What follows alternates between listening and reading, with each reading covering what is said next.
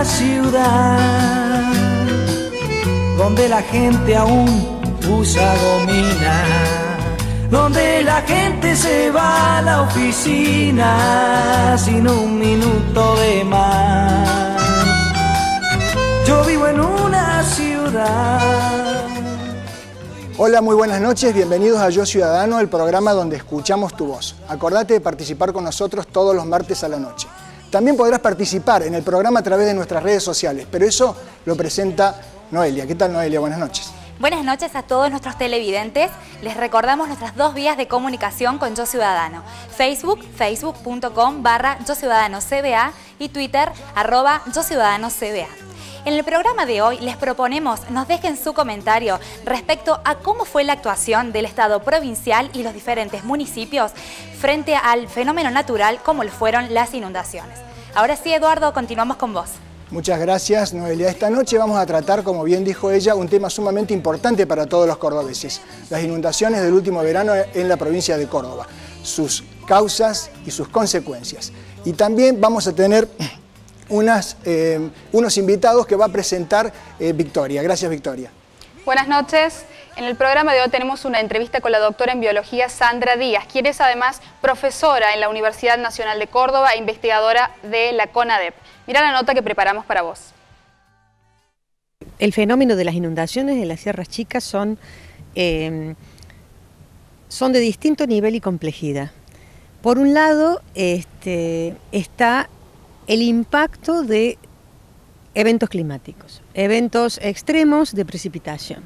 Unas décadas llueve más, otras menos, son ciclos, pero sumado a eso hay una señal clara en el clima que tiene que ver con el llamado cambio climático global, que es un aumento en la temperatura global del planeta y una alteración de los patrones de precipitación debido al efecto invernadero. Hay evidencias muy fuertes de eso que está pasando a nivel global y eso está afectando también a Córdoba. A este cambio global en el clima, que es por causas humanas, somos responsables, digamos, la humanidad toda. Algunos claramente y con razón dicen que algunos más responsables que otros, pero digamos, es una causa producida por toda la actividad global de las sociedades industriales, liberando dióxido de carbono y compuestos de carbono en general a la atmósfera. Esa oscilación extrema del clima tiene que ver con causas que son de origen natural, sobre las que se superponen causas de origen humano, pero a escala global, donde los cordobeses tenemos una mínima responsabilidad. Ahora bien, los efectos que producen esas causas sobre los ecosistemas de Córdoba, en particular las inundaciones que se producen como resultado de esa lluvia, tienen que ver no solamente con los aumentos de la precipitación, sino con la incapacidad nuestra de alguna manera haber cuidado, haber mantenido todos estos sistemas naturales y artificiales que nos permiten, ante un evento climático extremo, que no sea catastrófico para nosotros. Y ahí la responsabilidad de los cordobeses es máxima. Me parece que a la hora de avanzar con agricultura industrial y con desarrollo inmobiliario desmedido, sobre todo lo que es nuestra infraestructura natural, es de una gran irresponsabilidad. Es quedarse básicamente sin sacarle la red al equilibrista porque nos sale más barato, o alguien puede hacer dinero vendiendo la red, ¿sí? Y cuando viene el vendaval, el equilibrista somos todos, ¿sí? Obviamente los sectores más desprotegidos de la población siempre pagan, digamos, sufren los daños primero, o los sufren en mayor medida, pero a la larga toda la sociedad sufre la falta de los sistemas de contención ante cualquier impacto climático, ¿sí? Si uno no tiene infraestructura verde, si uno no tiene, digamos, una infraestructura de bordes de caminos con vegetación, si uno no tiene las cuencas protegidas, si uno tiene espacios verdes mínimos en las ciudades, si uno no respeta las riberas, las planicies de inundación de los ríos, Bueno, paga las consecuencias de la misma manera que si uno, digamos, decidiera ahorrar en un edificio diciendo, bueno, no voy a hacer escalera de incendio, no voy a poner interruptores de corriente, no voy a poner ningún material aislante porque me sale más barato en el momento, pagaría las consecuencias después, ¿no? Yo vivo en una ciudad.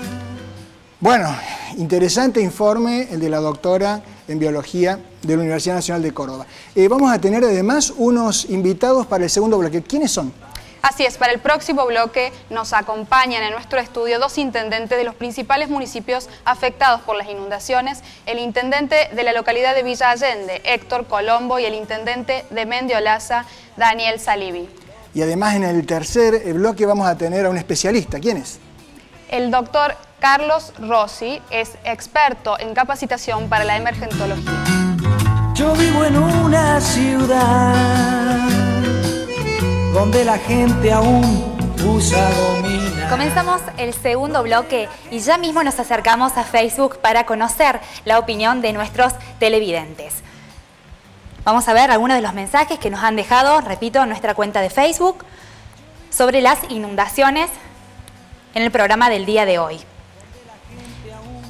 Marcos Gladys: somos de Villa Allende, barrio Cóndor Alto. Fuimos afectados en la inundación, nuestra casa está inhabitable y si bien hemos recibido ayuda, aún tenemos para hacer la queja de que el gobierno no nos giran los cheques para pagar el alquiler. Vamos a conocer, a ver, otras de las opiniones. En este caso, Claudio Ricio dice: el Estado provincial y o municipal actuaron con total deficiencia. Se pudo observar una falta de previsión absoluta, considerando que días atrás, en zonas cercanas, hubo idénticas contingencias del tiempo. Necesitamos un gobierno que actúe con un mínimo de seriedad para responder. A ver.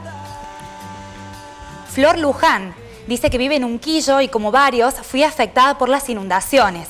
Nuestra vivienda está rodeada por el río, es como una herradura, por lo que con lo acontecido quedamos aislados de todo durante varios días. Las pérdidas fueron absolutas. Después nos sorprendimos porque llegaban todo tipo de donaciones particulares, pero nadie de la municipalidad a preguntar si nos hacía falta algo. Patricia Tusa: espero que a través de ustedes puedan llegar a concretar algo positivo, porque cuando ocurren estos fenómenos naturales, todos prometen realizar las obras que se necesitan, pero después todo queda en el olvido y la gente solo recibe promesas. Bueno, les recordamos a ustedes cuáles son nuestras vías de comunicación: facebook.com/YoCiudadanoCBA y Twitter @YoCiudadanoCBA, para que sigan comentando y por supuesto también ofreciendo sugerencias. Ahora sí, pasamos, Eduardo. Muy bien, muchísimas gracias, Noelia. Bueno, estamos aquí con dos de los más importantes intendentes de las zonas afectadas, el intendente de Villa Allende, el doctor Héctor Colombo, y el intendente de Mendiolaza. Muy buenas noches, muchas gracias por venir. Daniel Salivi, muchísimas gracias. Sabemos que están con muchísimas ocupaciones y bueno, se han hecho un tiempito para venir a conversar este tema tan importante para nosotros. Bueno, ustedes han tenido problemas serios, ¿no?, de las afectaciones con estas inundaciones. No sé quién quiere empezar de los dos.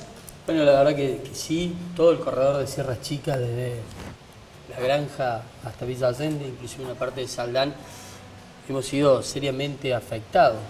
Por supuesto que cada uno de las localidades, de acuerdo por dónde corre el río y por dónde corre el arroyo, ha tenido diferentes características. Algunas de nuestras ciudades tuvieron más daños en infraestructura, vial, camino. En el caso particular de Villa Allende, mucho daño en viviendas particulares y en la actividad comercial, ¿no? ¿Y a vos, Daniel? No, bueno, en realidad coincido con lo que plantea Héctor. Sin duda que esto ha sido un flagelo que nos ha tocado por primera vez en la historia. O sea, acá el 15 de febrero, para la zona de Sierras Chicas, hay un antes y un después. Primero por las circunstancias que se dieron, ¿no? Casi 600 milímetros prácticamente en 12 horas. Si bien es cierto que desde la 1:30 de la mañana hasta las 12 del mediodía fueron casi los primeros 300 milímetros. Sí. Y después, donde vino la segunda etapa, desde las 12 del mediodía hasta la 1 menos cuarto, 145 minutos, llovieron 260. Claro, no se produjeron este tipo de inundaciones nunca, ¿no?, en la historia, por lo menos en la zona donde están ustedes, ¿verdad? No hay registro de una precipitación de estas características. A ver, Villa Allende tiene 126 años y no hay registro de ninguna precipitación de estas características, ¿no? Lo máximo fueron 250 milímetros en el año 2000, pero con lo cual, digamos, la capacidad del arroyo hubo algunos desbordes, pero sin las consecuencias, obviamente, que hemos tenido en este momento. Vamos ahora, dentro de un ratito, después que veamos este tape, vamos a hablar sobre las, digamos, causas y las consecuencias, y después las acciones, ¿no?, que pudimos tomar. Bueno, vamos al tape, ¿sí?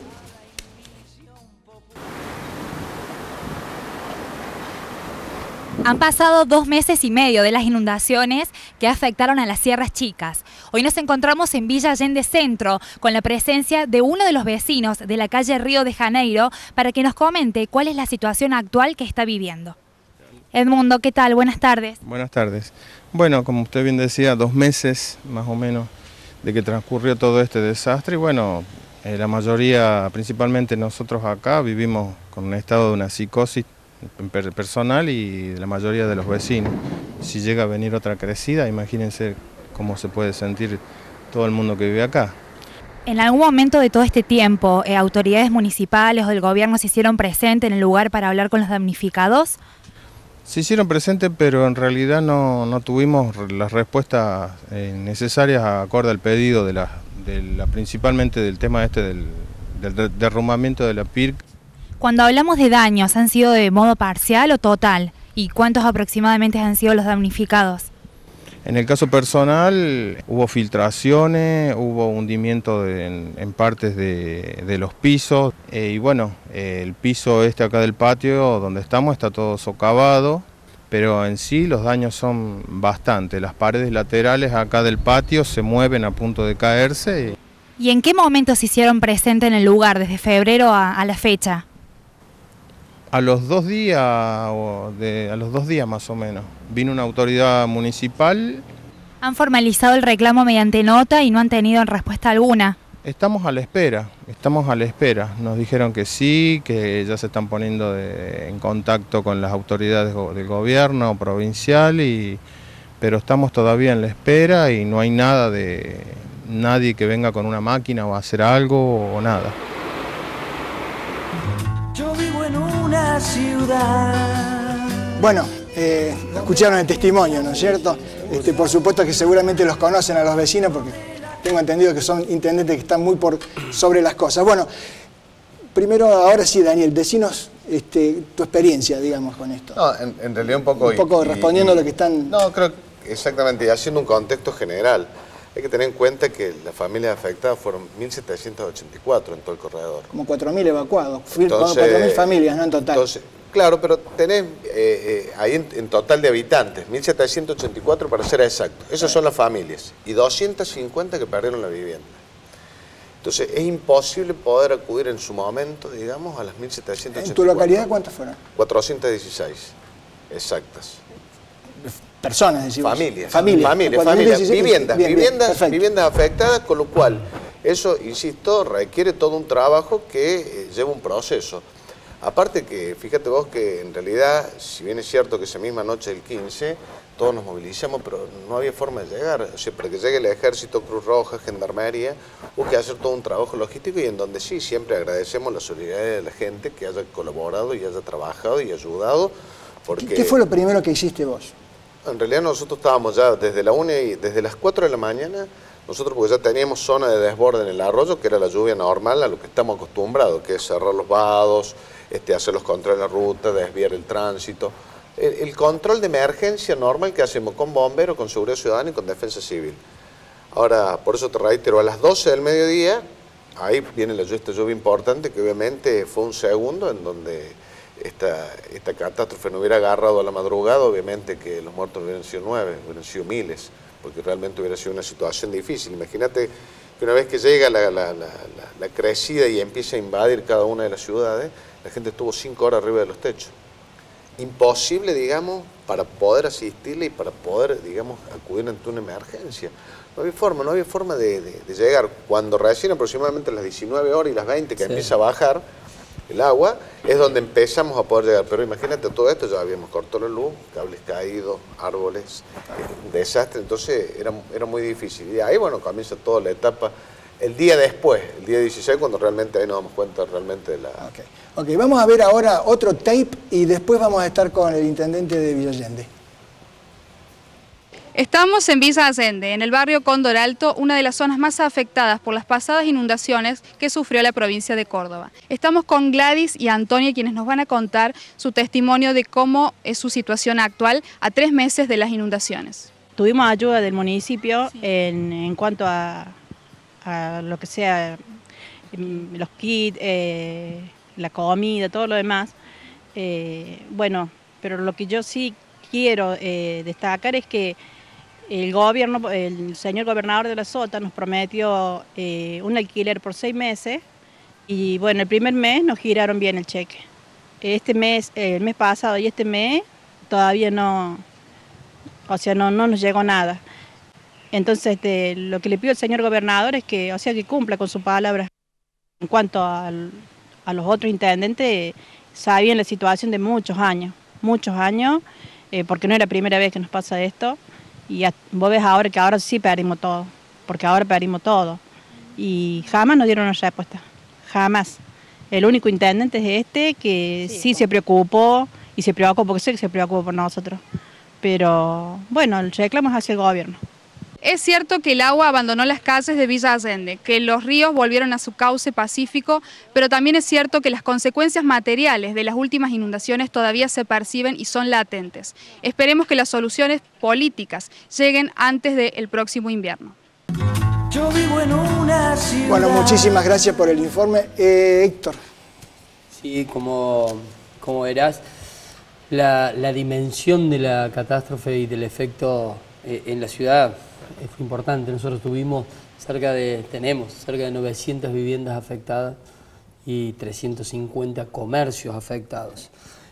Como decía Daniel, poder llegar a todo fue un sacrificio enorme y un trabajo operativo importante, ¿no? Y en algunos casos lo hicimos más inmediatamente, en otros nos demoramos un poco más, pero se llegó a todos los vecinos. Contame, ¿cómo te trató el gobierno provincial? ¿Cómo trabajaste con el gobierno provincial? Mancomunadamente, en el mismo momento de la tragedia, el domingo a la noche, a las 21:30, 22 horas, el gobernador estaba en Villa Allende. No sé si de ahí no fue a algunas otras localidades, pero en Villa Allende estuvo a las 21:30, estaba el gobernador con algunos de los ministros y en permanente contacto con la gente de Defensa Civil, de bomberos. Nosotros conformamos el centro de operaciones ante la emergencia a las 20-30 horas, ya lo teníamos conformado. Esa misma noche participó el ejército ya con la policía, digamos, hubo una respuesta rápida. Ante la magnitud. Lo que no tenemos que olvidarnos es la magnitud. Villa Allende, como Mendiolaza, desde las 2 de la tarde hasta las 20 horas de ese día estuvo bajo agua. Si uno viera un poco las imágenes o refrescara un poco las imágenes, nos damos cuenta que es lo que nos alcanzamos a dimensionar lo que nos pasó, ¿no? Y realmente, por supuesto que ante un acontecimiento de estas características todos nos vemos sobrepasados. Sí, sí, porque es una cosa que no es habitual, por supuesto. Pero bueno, lo no importante, estamos preparados. Claro. Bueno, eso es una pregunta, ¿no? Eso es una pregunta. ¿Cómo estamos preparados para este tipo de eventos? No, por eso esto, mira que lo hemos hablado ya durante tanto tiempo en este proceso. Sería mentirle a la sociedad si decimos que estamos preparados para semejantes cuestiones climáticas. Les dejo a los dos una última pregunta. ¿Qué habría que hacer para prepararnos, para tratar de paliar sobre todo las consecuencias? Pues bueno, por supuesto la providencia no la podemos manejar, pero las consecuencias, digamos, de todas estas cuestiones que nos están afectando, como por ejemplo inundaciones o terremotos, ¿no? Parece que hay fenómenos naturales y climáticos que en definitiva uno puede realizar, digamos, algunas obras de envergadura que posibiliten a que a paliar la consecuencia, ¿no?, digamos, sea mucho menor. Y fundamentalmente lo primero que hay que pensar es preservar la vida. Después toda la reconstrucción se puede rearmar, pero acá lo que hay que buscar en definitiva, en función de esto que se va generando con los cambios climáticos, hacer obras, que es lo que se está trabajando ahora con todo el encauce del arroyo, con el programa LEC, que es limpieza, ensanchamiento y profundización, la generación de microembalses, lagunas de retardo. Esto va a generar, digamos, a que futuras inundaciones, en definitiva, o lluvias de esta magnitud, digamos, puedan ser contenidas en tiempo y en forma, y fundamentalmente generar alarmas tempranas para... Lo primero, insisto, lo primero que tenemos que estar preparados es para decirle al vecino que salga de ese lugar. No sé si eso se puede hacer con un terremoto, pero sí, digamos, con este tipo de cosas. La última preguntita para vos, Daniel. Sí. La respuesta de la ciudadanía, ¿cómo fue? La respuesta fue magnífica. La solidaridad se expresó de forma espontánea y en una gran dimensión para todos los municipios, para todos. Si vamos a tener en Villatende los fines de semana 400, 500 voluntarios, que había que tener la capacidad para organizarlo. Y la verdad que la reconstrucción de muchas de nuestras ciudades sin la solidaridad de grupos de distintas iglesias, de vecinos, de la gente de algunos clubes. Por ahí, ¿no? No se hubiese dado. Esto es lo más lindo, digamos. La verdad que así como surge ante este hecho tan lamentable, surgen buenas cosas como es la expresión de solidaridad de la gente, nuestro ¿no? país no solamente tiene riquezas naturales, ¿no? Tiene riquezas humanas muy importantes, ¿no? Seguro. Así que bueno, nosotros les agradecemos a los intendentes, sabemos que están con muchísimas ocupaciones y se han hecho un rato y un tiempo para compartir con nosotros esta noche, así que los esperamos. Seguramente este tema lo vamos a volver a tocar. Bueno. Esperamos, como ciudadanos, le digo, que emprendamos todas las obras que sean necesarias para tratar de, no digo de estar contra la naturaleza, pero por lo menos prevenir o paliar las consecuencias. Le agradezco mucho y muchísimas gracias, buenas noches y nos estamos viendo. Gracias. Muchas gracias. Yo vivo en una ciudad donde la gente aún usa domina. Bienvenidos al tercer bloque de Yo Ciudadano. Estamos con Carlos Rossi. ¿Qué tal? Buenas noches, Carlos. ¿Cómo estás? Buenas noches, Eduardo. Gusto saludarte. Bueno, Carlos Rossi es experto realmente en educación para la emergencia. Así que este tema de las inundaciones, Carlos, bueno, ha sido un tema sumamente importante para esta cuestión que vos conocés tanto. ¿Por qué no nos contás qué es esto y cómo deberíamos actuar siempre y tener nosotros estas políticas, ¿no? Primero le voy a dar un marco legal. La gente, los funcionarios, los intendentes, los gobernadores tienen que saber que cuando ocurre un hecho, un desastre, en un lugar determinado, la ley nacional y la ley provincial dice que el máximo responsable en la conducción del desastre es el intendente del lugar. O sea, cuando yo escuchaba, dice, ¿vino el intendente? Bien. O sea, los que el vecino tiene que saber, el periodismo lo tiene que saber, la gente tiene que saber. Cuando ocurre un desastre, el máximo responsable para conducir ese desastre es el intendente. La misma ley establece que cuando Carlos, ¿y están preparados los intendentes, las intendencias para esto que estás diciendo vos? Le ponemos un marquito. Dale. Superado el intendente, actúa el gobernador, que es una segunda instancia. Superada la instancia del gobernador con su respuesta, obviamente interviene el gobierno nacional. Esto marca la ley. Lo que está claro de que el que no va a estar nunca ausente cuando ocurre un impacto es el intendente del lugar. Después va a estar apoyado por el gobernador y después va a estar apoyado por las fuerzas nacionales. En esto, la palabra desastre tiene 3 tiempos, un antes, un durante y un después. Lo que usted no hizo en el antes, con 2 cosas, yo la quiero sintetizar para que quede bien claro, inclusive una pregunta para los comunicadores sociales y demás. El antes, en un municipio, se clarifica y se identifica con 2 temas, alerta temprano y mapa de riesgo. Es decir, yo soy intendente del lugar, tengo que tener, ante los distintos desastres, un mapa de riesgo. Vos estabas a cargo en su momento. Yo fui 8 años presidente del Comité de Emergencia de la Ciudad de Córdoba. Y tengo la gestión de Martí. Y he tenido la oportunidad de capacitarme en Israel, de dictar conferencias. A pesar de haber estado en otras funciones, nunca dejé de dictar conferencias sobre educación. Vos sabés que lo que más nos llamó la atención de tu currículum fue esa capacitación que hiciste en Israel, ¿no? Porque los israelíes sí realmente están siempre como en emergencia, ¿no?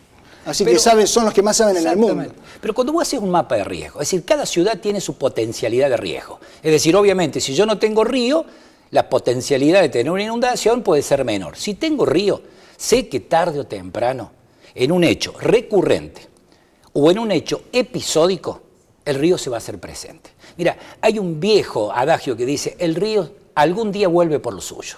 Vuelve Entonces, a su cauce, ¿no?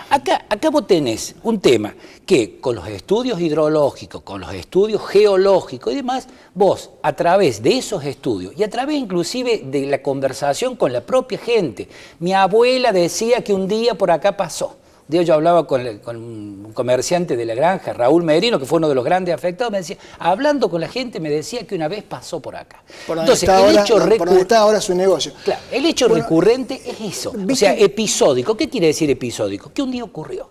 Y si un día ocurrió, para la naturaleza, o sea, para un intendente el mandato es 4 años, para una generación nuestra son 50, 30, para la naturaleza 100 años es nada. O sea, si un día ocurrió, un día va a ocurrir. Entonces, ¿qué tenemos que hacer? Claro, yo creo que en el mapa de riesgo, básicamente, si uno tiene en estos lugares que recurrentemente el río tiene un comportamiento adecuado, yo tengo que saber que al momento de autorizar unos proyectos inmobiliarios desarrollistas, en esos lugares no se debieran edificar. Bueno, ¿por qué? Porque la gente, Eduardo, tarde o temprano quiere tener la casa, sacar el pie y ponerlo cerca del río, ¿no es cierto? Y piensa que la municipalidad después se tiene que hacer cargo.